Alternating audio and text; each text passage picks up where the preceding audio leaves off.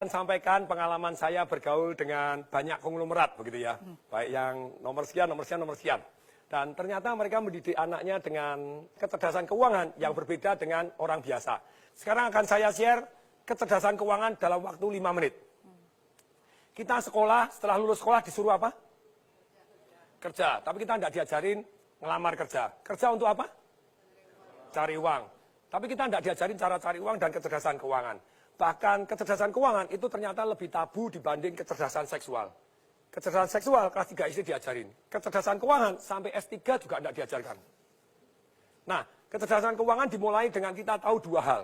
Satu, kita tahu yang namanya pendapatan dan pengeluaran. Sangat sederhana. Income sama spending. Yang namanya pendapatan itu ada 3. Satu, active income. Yang kedua, passive income. Yang ketiga, portfolio income. Active income ada 3. Satu adalah kita sebagai karyawan, itu active income. Kemudian yang kedua kita sebagai profesional, jadi dokter, jadi lawyer, gimana Anda harus ada Anda baru dapat income. Yang ketiga dari active income adalah sebagai pengusaha, tapi usahanya belum autopilot. Jadi terpaksa harus Anda merangkap direktur kebersihan, direktur pembelian, termasuk direktur penjualan, semua Anda rangkap. Bisnis tidak jalan tanpa Anda, itu berarti active income. Nah yang kedua adalah passive income, tidur pun dapat uang. Ruko yang disewakan, properti yang disewakan, tanah dibagi hasil, sarang walet, yes, terus kemudian punya franchise yang luar biasa yang jalan tanpa kita, punya multi level yang jalan tanpa kita, agen asuransi yang agen-agennya sudah jalan tanpa kita, dan tentu saja passive income ini sangat penting. Tapi sayang sekali banyak orang tidak punya goal, punya passive income. Akibatnya seumur hidup kerja tidak punya passive income, begitu dia tidak bekerja, hidupnya susah. Yang ketiga adalah portfolio income. Apa itu? Secara sederhana, portfolio income adalah capital gain. Sayangnya, hanya orang punya biasanya cuma rumahnya dia saja. Kalau rumahnya dia saja, yang terjadi, ya rumahnya meningkat. Dulu saya beli rumah misalnya 2,4 M, sekarang 25 M. Berarti ada 22,6 M, itu invisible income. Tidur tambah kaya. Nah ini padahal harusnya lebih dari 1, jadi Anda tambah kaya tanpa disadarin. Pengeluaran secara umum ada yang namanya produktif dan ada yang namanya konsumtif. Kalau yang namanya produktif, itu tentu saja yang untuk investasi tadi, untuk passive income dan untuk portfolio income. Yang produktif, ada juga yang konsumtif. Ada juga yang kesannya konsumtif, sebetulnya produktif. 3 pengeluaran yang kesannya konsumtif tapi produktif. 1, yaitu pengeluaran untuk belajar. Yang kedua, pengeluaran untuk bergaul dengan orang-orang kaya untuk belajar. Bukan dunia jeleknya, Anda pelajarin dunia positifnya. Yang ketiga, pengeluaran untuk amal. Kelihatannya konsumtif, tapi sebetulnya membawa berkat luar biasa untuk kita. Nah, pengeluaran ini juga, ini namanya ada 3 jenis nih. Kalau yang di luar 2 tadi ini. Produktif, konsumtif. Sekarang pengeluaran ada 3. Satu yang namanya langsung habis. Apa itu yang termasuk langsung habis? Saya ngajar anak-anak umur 12 sampai 21 tahun.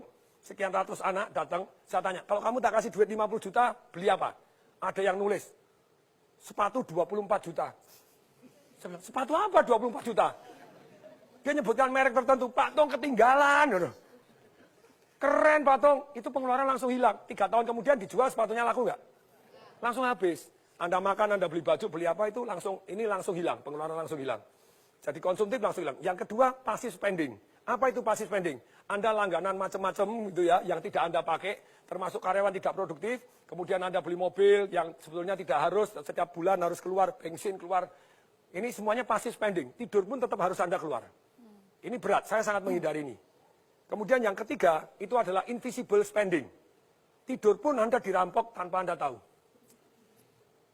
Contohnya, harga mobil. Saya dulu beli mobil, 2009, Mercedes S-Class, 1850, 1.850.000. Begitu tahun lalu saya jual, 350.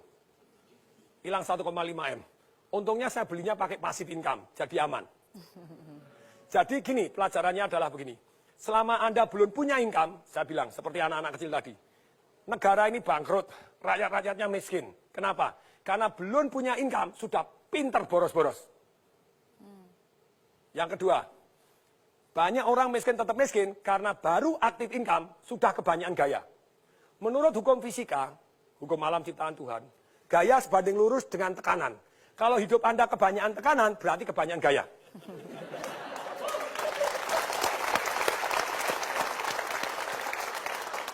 Jadi begini, boleh nggak kita gaya? Boleh. Ketika passive income Anda jauh lebih besar dibanding gaya hidup Anda, maka Anda hidupnya tanpa tekanan. Semoga mulai hari ini kecerdasan keuangan juga diajarkan di sekolah. Salam dahsyat.